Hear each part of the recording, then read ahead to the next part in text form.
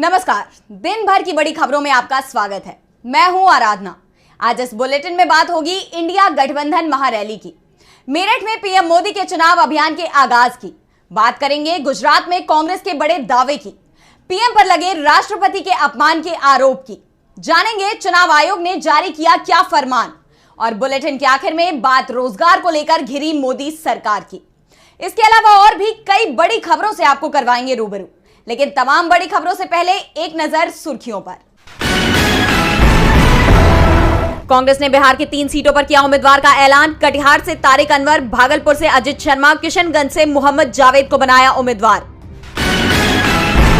मध्य प्रदेश के भोजशाला में एसआई सर्वे पर रोक लगाने की मांग के साथ सुप्रीम कोर्ट पहुंचा मुस्लिम पक्ष। 1 अप्रैल को सुनवाई। लोकसभा चुनाव के लिए पश्चिम बंगाल की मुख्यमंत्री ममता बनर्जी ने बीजेपी को ललकारा। कहा, बंगाल का मतलब केवल तृणमूल कांग्रेस, बीजेपी पहले 200 सीटें जीत कर दिखाए। महाराष्ट्र बीजेपी में बगावत। बीजेपी नेता हरीश चंद्र चौहान ने पार्टी के खिलाफ निर्दलीय चुनाव लड़ने की घोषणा। डिंडोरी की सीट से टिकट न मिलने के चलते हैं नाराज। ये तो थी सुर्खियां। अब बात आज की सबसे बड़ी खबर की। दिल्ली के रामलीला मैदान में इंडिया गठबंधन की लोकतंत्र बचाओ महारैली हुई। इसमें 28 दलों के दिग्गज नेता शामिल हुए। विपक्ष के नेताओं ने एकजुटता के साथ दावा किया कि इस बार की लड़ाई संविधान और लोकतंत्र को बचाने की लड़ाई है। तो आखिर क्यों लोकतंत्र को लेकर हो रही है चिंता, और इंडिया की रैली में क्या दिया गया है संदेश, देखिए ये रिपोर्ट। दिल्ली के रामलीला मैदान में आज लोगों का जन सैलाब दिखाई दिया। मंच पर 28 दलों के दिग्गज जुटे थे। पूरे इंडिया गठबंधन में एकजुटता दिखाई दी। संदेश साफ था कि इस बार मोदी और बीजेपी के लिए बहुत मुश्किल लड़ाई है। रैली में कांग्रेस सांसद राहुल गांधी ने कहा कि यहां मैच फिक्सिंग की जा रही है। भाजपा के लोग कह रहे हैं कि इन चुनावों में कुछ न कुछ गड़बड़ है। चुनाव आयोग में अपने 2 लोग को लाया गया। हमारे 2 मुख्यमंत्रियों को जेल में डाला, हमारे अकाउंट फ्रीज कर दिए। ये सब करना था तो 6 महीने पहले करते, लेकिन आपको ये अभी करना था ताकि मैच फिक्सिंग हो सके। मेरी बात गौर से सुन लीजिए। अगर भाजपा जीती और उन्होंने संविधान को बदला तो इस पूरे देश में आग लगने जा रही है। ये देश नहीं बचेगा। ये चुनाव वोट वाला चुनाव नहीं है। ये चुनाव हिंदुस्तान को बचाने वाला चुनाव है। रैली में नेशनल कॉन्फ्रेंस के अध्यक्ष फारूक अब्दुल्ला ने कहा, आज हमारा मकसद सिर्फ एक है कि हम सब संविधान को बचाएं। इंसान को इंसान से लड़ाया जा रहा है। तो वहीं आरजेडी नेता तेजस्वी यादव ने कहा कि देश में अघोषित इमरजेंसी लागू हो गई है। देश में सबसे बड़ा कोई दुश्मन है तो बेरोजगारी है, महंगाई है, गरीबी है। प्रधानमंत्री मोदी ने कोई नौकरी नहीं दी, सब कुछ का निजीकरण कर दिया। रैली में दिल्ली के सीएम अरविंद केजरीवाल की पत्नी सुनीता केजरीवाल ने कहा, पीएम मोदी ने मेरे पति को जेल में डाल दिया, क्या उन्होंने ठीक किया? ये लोग केजरीवाल को ज्यादा दिन तक जेल में नहीं रख पाएंगे। केजरीवाल शेर है, करोड़ों लोगों के मन में बसते हैं। रैली में जेल में बंद झारखंड के पूर्व मुख्यमंत्री हेमंत सोरेन की पत्नी कल्पना सोरेन ने कहा कि लोकतंत्र को खत्म करने के लिए तानाशाही ताकतों ने अपने कदम बढ़ाए हैं। उसका अंत जनता इस चुनाव में कर देगी। रैली को कांग्रेस अध्यक्ष मल्लिकार्जुन खड़गे, प्रियंका गांधी, उद्धव ठाकरे, अखिलेश यादव, सीताराम येचुरी, महबूबा मुफ्ती, फारूक अब्दुल्ला ने भी संबोधित किया और सभी ने पीएम मोदी को अपने निशाने पर रखा। दिल्ली में पूरा इंडिया गठबंधन जुटा था तो मेरठ में एनडीए के यूपी के नेता जुटे थे। पीएम मोदी की रैली थी। इसके साथ ही उन्होंने लोकसभा चुनाव के प्रचार का आगाज कर दिया। रैली में पीएम मोदी ने विपक्ष के भ्रष्टाचार पर सवाल उठाए, लेकिन रोजगार के मुद्दे पर चुप्पी साधे रखी। तो आखिर क्यों मेरठ से ही अपने चुनाव अभियान को शुरू किया पीएम ने, देखिए ये रिपोर्ट। मेरठ में बीजेपी की आज रैली हुई। पीएम मोदी, यूपी के सीएम योगी आदित्यनाथ के साथ ही एनडीए गठबंधन के यूपी के सभी नेता मंच पर दिखाई दिए। लेकिन मंच पर लगे पोस्टर पर सभी की नजरें लगी रही, क्योंकि मंच पर जो पोस्टर लगा हुआ था उसमें पीएम मोदी के अलावा बीजेपी के किसी भी दिग्गज की तस्वीर नहीं थी। पीएम के अलावा सिर्फ चौधरी चरण सिंह की ही तस्वीर दिखाई दी। बीजेपी चरण सिंह की तस्वीर के सहारे किसानों को मनाने की कोशिश में जुटी हुई है। रैली में पीएम मोदी ने रोजगार पर कोई बात नहीं की, लेकिन अयोध्या में राम मंदिर का जिक्र कर साफ कर दिया है कि बीजेपी का चुनावी एजेंडा क्या रहने वाला है। पीएम मोदी ने कहा कि कभी अयोध्या में राम मंदिर बनेगा ये लोगों को मुश्किल लगता था, लेकिन राम मंदिर बना और इस बार अवध में रामलला ने भी खूब होली खेली। पीएम मोदी ने करीब 45 मिनट तक भाषण दिया।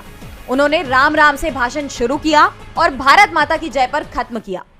रैली में पीएम मोदी ने इंडिया गठबंधन पर निशाना साधते हुए कहा कि हमारी सरकार पूरी ताकत से भ्रष्टाचार के खिलाफ लड़ाई लड़ रही है। तो ये लोग एक हो गए हैं। इनको लगता है कि मोदी इनसे डर जाएगा, लेकिन मेरे लिए मेरा भारत मेरा परिवार है। बड़े बड़े भ्रष्टाचारी आज सलाखों के पीछे हैं। सुप्रीम कोर्ट तक से जमानत नहीं मिल रही, इसलिए कई बड़े बड़े भ्रष्टाचारियों को कोर्ट के चक्कर लगाने पड़ रहे हैं। आपने टीवी पर देखा कि कहीं बिस्तर से नोट निकल रहे हैं, कहीं दीवारों से निकल रहे हैं। अभी अभी तो मैंने देखा वॉशिंग मशीन में नोटों के ढेर थे। बीजेपी के लिए इस बार यूपी में लड़ाई मुश्किल दिखाई दे रही है, तो दूसरी तरफ पीएम मोदी के गृह राज्य गुजरात में भी हालात खराब होते दिख रहे हैं। पार्टी उम्मीदवारों के बयान अब बीजेपी पर भारी पड़ रहे हैं, तो कांग्रेस इसे बड़ा मुद्दा बनाने में जुट गई है, जिसके बाद कहा जा रहा है कि गुजरात में इस बार बीजेपी के हाथ से बाजी फिसल रही है। तो क्या है मामला, देखिए ये रिपोर्ट।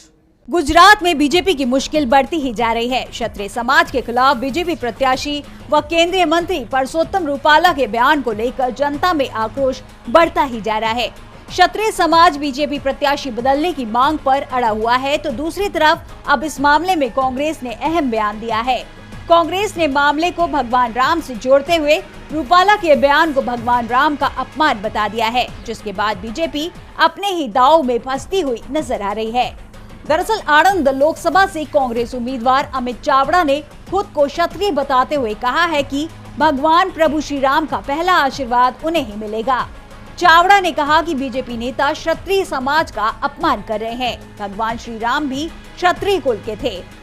चावड़ा ने बीजेपी प्रत्याशी के बयान को भगवान राम से जोड़ दिया। उनके इस बयान से साफ है कि लोकसभा चुनाव में राम मंदिर को भुनाने की बीजेपी की अब तक की सारी कोशिशों पर पानी फिर चुका है और अब बीजेपी इससे निकल भी नहीं पा रही है।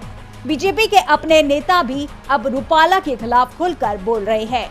क्षत्रिय कर्णी सेना के राष्ट्रीय अध्यक्ष राज शेखावत ने बीजेपी छोड़ने का ऐलान कर दिया है। उन्होंने कहा है कि रूपाला के बयान से क्षत्रिय समाज नाराज है और बीजेपी ने रूपाला के बयान के एक सप्ताह बाद तक उनके खिलाफ कोई कार्रवाई नहीं की है। साफ है कि बीजेपी के दूसरे क्षत्रिय नेताओं पर भी अब दबाव पड़ रहा है कि वो भी पार्टी से इस्तीफा दे दें। वहीं कर्णी सेना के गुजरात अध्यक्ष वीरभद्र ने कहा कि क्षत्रिय समाज में गुस्सा रोष है। इस अपमानजनक बयान का कर्णी सेना विरोध करती रहेगी, जिसे देखकर ये साफ हो गया है कि अब बीजेपी को गुजरात की जनता क्षत्रिय समाज ही नहीं बल्कि पार्टी के अपने नेताओं की नाराजगी का भी सामना करना पड़ रहा है। ऐसे में सवाल ये उठ रहा है कि पार्टी क्षत्रियों के गुस्से से कैसे निपटेगी।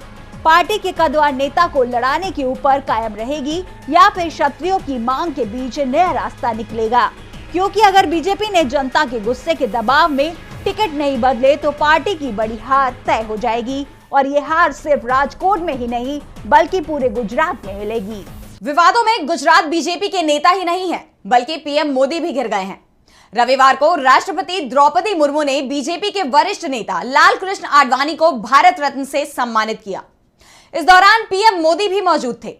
इस कार्यक्रम से जुड़ी तस्वीर और वीडियो वायरल हो रहे हैं, जिससे पीएम मोदी भी मुश्किल में फंसते दिखाई दे रहे हैं। तो क्या है खबर, देखिए ये रिपोर्ट। पीएम मोदी पर देश की पहली महिला आदिवासी राष्ट्रपति के अपमान के आरोप लगाए जा रहे हैं। दावा किया जा रहा है कि पीएम मोदी ने राष्ट्रपति का सम्मान नहीं किया। दरअसल एक तस्वीर और उससे जुड़ा एक वीडियो इस समय सोशल मीडिया पर वायरल हो रहा है, जिसमें साफ दिखाई दे रहा है कि जिस वक्त राष्ट्रपति लालकृष्ण आडवाणी को सम्मानित कर रहे हैं, उस वक्त प्रधानमंत्री वहां कुर्सी पर बैठे दिखे। अब इसे लेकर विवाद छिड़ गया है। पीएम के बैठे होने पर विपक्ष उन पर हमलावर है। विपक्षी पार्टियों का कहना है कि एक ऐसा प्रोटोकॉल है जहां राष्ट्रपति खड़ी है और पीएम बैठे हैं। यह सर्वोच्च नागरिक का अपमान है। वहीं झारखंड मुक्ति मोर्चा ने अपने सोशल मीडिया हैंडल से तस्वीर को पोस्ट कर लिखा है, अपमान, घोर अपमान, महामहिम का अपमान, संविधान का अपमान, लोकतंत्र का अपमान, आदिवासियों का अपमान। सपा चीफ अखिलेश यादव ने भी इस मामले में पीएम पर तीखा तंज कसा है। अखिलेश ने कहा है कि देश की प्रथम नागरिक मतलब राष्ट्रपति का मान सम्मान सर्वप्रथम और सर्वोपरि होना चाहिए, लेकिन आज हमारे पीएम ने राष्ट्रपति का अपमान किया है। दरअसल लालकृष्ण आडवाणी को आज देश का सर्वोच्च नागरिक सम्मान भारत रत्न दिया गया। राष्ट्रपति द्रौपदी मुर्मू ने उनके घर जाकर उन्हें भारत रत्न से सम्मानित किया। आडवाणी के खराब स्वास्थ्य को लेकर यह फैसला लिया गया था। विपक्ष इस मामले में पीएम मोदी को घेर रहा है। आदिवासी समुदाय से आने वाली राष्ट्रपति के अपमान का मुद्दा उठाया जा रहा है और ये मुद्दा लोकसभा चुनाव में बीजेपी पर भारी पड़ता दिखाई दे रहा है। इस बीच चुनाव आयोग ने भी चुनाव को लेकर दिशा निर्देश जारी किए हैं। तो क्या है चुनाव आयोग का दिशा निर्देश, देखिए ये रिपोर्ट। लोकसभा चुनाव 2024 की चुनावी प्रक्रिया जारी है। पहले चरण के मतदान में अब ज्यादा दिन नहीं बचे हैं, तो दूसरे चरण के मतदान के लिए नामांकन प्रक्रिया भी शुरू हो चुकी है और इसी बीच निष्पक्ष चुनाव कराने की दिशा में चुनाव आयोग ने सभी राजनीतिक दलों के लिए अहम घोषणा की है। चुनाव आयोग ने घोषणा की है कि किसी भी राजनीतिक दल के स्टार प्रचारकों के पास 1 लाख से अधिक कैश नहीं होना चाहिए। इसके साथ ही चुनाव आयोग ने सभी पार्टियों की कमान कस दी है। आपको बता दें कि सभी दलों ने अपने अपने उम्मीदवारों के लिए प्रचार करने वाले स्टार प्रचारकों की सूची जारी कर दी है। कांग्रेस के स्टार प्रचारकों में पूर्व अध्यक्ष सोनिया गांधी, राहुल गांधी, प्रियंका गांधी चुने गए हैं। बीजेपी ने प्रधानमंत्री नरेंद्र मोदी, गृह मंत्री अमित शाह, बीजेपी अध्यक्ष जेपी नड्डा को स्टार प्रचारक घोषित किया है, तो टीएमसी सुप्रीमो ममता बनर्जी, शरद पवार, अखिलेश यादव और तेजस्वी यादव जैसे अलग अलग पार्टियों ने इनके स्टार प्रचारकों का चुनावी अभियान शुरू हो चुका है। इस चुनाव अभियान के शुरू होते ही चुनाव आयोग ने ये ऐलान कर दिया है कि कोई भी स्टार प्रचारक अपने जेब में केवल 1 लाख रुपए तक ही रख सकता है। चुनाव आयोग के इस आदेश के मुताबिक किसी भी पार्टी का प्रत्याशी अपनी जेब में 50,000 और उसका प्रचार करने आए स्टार प्रचारक 1 लाख से ज्यादा की कीमत अपने जेब में नहीं रख सकता है और इसके उल्लंघन पर पैसे तो जब्त किए ही जाएंगे, साथ ही सख्त कार्रवाई भी की जाएगी। इसके साथ ही चुनाव आयोग ने निर्देश दिए हैं कि प्रत्याशी अपने रोजाना के खर्चे के लिए एक अलग से रजिस्टर रखेंगे और उसका पूरा ब्यौरा हर रोज चुनाव आयोग को भेजेंगे।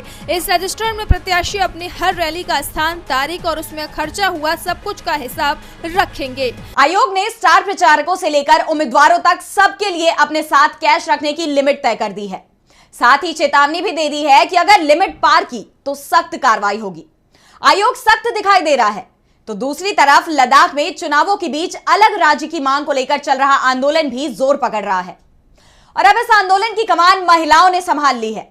तो क्या है पूरा मामला, देखिए ये रिपोर्ट। लद्दाख में मोदी सरकार के खिलाफ विरोध प्रदर्शन तेज होता जा रहा है। इनोवेटर और पर्यावरण कार्यकर्ता सोनम वांगचुक ने लद्दाख को पूर्ण राज्य का दर्जा देने और संविधान के 6ठे शेड्यूल में शामिल करने की अपनी मांग को लेकर 21 दिन तक प्रदर्शन किया। उन्होंने 8 डिग्री सेल्सियस तक के तापमान में अपना प्रदर्शन जारी रखा। इस दौरान वांगचुक ने कहा था कि हम लद्दाख में हिमालयी पहाड़ों के नाजुक परिस्थिति की तंत्र और यहाँ की अद्वितीय स्वदेशी जनजातीय संस्कृति की रक्षा के लिए अपनी आवाज उठा रहे हैं और उनकी यह लड़ाई आगे भी जारी रहेगी। और अब महिलाओं ने सरकार के खिलाफ ये मोर्चा आगे बढ़ाने की ठान ली है। शुक्रवार को 70 महिलाएं लेके उसी एनडीएस मेमोरियल पार्क में -8 डिग्री सेल्सियस की सर्दी में प्रदर्शन पर बैठ गईं और बीते 4 दिन से इस प्रदर्शन में शामिल होने के लिए रोज लगभग 500 महिलाओं का झुंड भी आता है। 6 अप्रैल तक महिलाएं अपना प्रदर्शन जारी रखेंगी और उसके बाद भी अगर सरकार ने इनकी मांगे नहीं मानी तो युवाओं का 10 दिन के लिए प्रदर्शन शुरू होगा। महिलाओं के अनशन के बाद 7 अप्रैल को लेह के शीर्ष संस्था के बैनर तले LAC के पास चांगथांग की ओर बॉर्डर मार्च या पश्मीना मार्च किया जाएगा, ताकि यह पता लग सके कि भारतीय चारागाह की कितनी भूमि पर चीन ने कब्जा कर लिया है। इस मार्च में 10,000 लोगों के शामिल होने की उम्मीद है। इस प्रदर्शन में महिलाएं बीजेपी का 2019 के लोकसभा चुनाव के घोषणा पत्र की प्रतियां लहरा रही हैं, जिसमें बीजेपी ने लद्दाख को 6ठी अनुसूची में शामिल करने का वादा किया था। सोनम वांगचुक ने भी एक वीडियो मैसेज के जरिए प्रधानमंत्री नरेंद्र मोदी से अपने चुनावी वादे पूरे करने की अपील की थी। ऐसे में अब सबकी निगाहें पीएम मोदी पर टिकी हुई है। क्या वो अपने किए वादे पूरे करेंगे या विपक्ष के आरोपों के तहत वो भी बस एक जुमला था। और बुलेटिन के आखिर में बात रोजगार की। भारत के युवा बेरोजगारी की मार झेल रहे हैं। देश की जनता महंगाई से परेशान है। अंतरराष्ट्रीय संस्थानों के रिपोर्ट में जो खुलासे हुए हैं उन्होंने सबको चौंका दिया है। भारत में नियमित वेतन पाने वालों की भी मासिक कमाई घट रही है। श्रमिकों को उनके कौशल के आधार पर न्यूनतम मेहनताना नहीं मिल रहा है।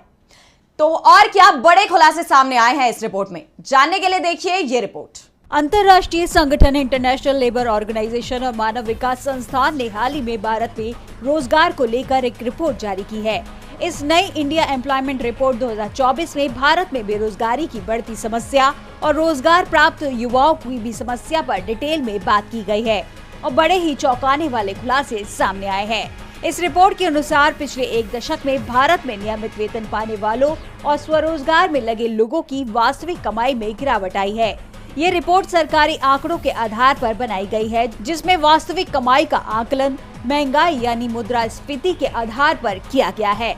इस रिपोर्ट के तहत 12 वर्षों में नियमित कर्मचारियों की आय 12,100 से घटकर 10,925 रुपए हो गई है, जबकि अनौपचारिक श्रमिकों के मामले में स्थिति विपरीत है, उनकी आय में बढ़ोतरी हुई है। इसका मतलब है कि देश में रोजगार की गुणवत्ता घट गई है, रोजगार की स्थिरता पर संकट बढ़ गया है। रिपोर्ट कहती है कि भारत में श्रमिकों को उनके कौशल के आधार पर न्यूनतम मेहनताना नहीं मिल रहा है, श्रमिकों के वेतन का भुगतान नहीं किया जा रहा है। राष्ट्रीय स्तर पर विशेष रूप से कृषि क्षेत्र में 40.8% नियमित श्रमिकों और 51.9% आकस्मिक श्रमिकों को उतना पारिश्रमिक नहीं मिल रहा जितना उस क्षेत्र में किसी अकुशल श्रमिक के लिए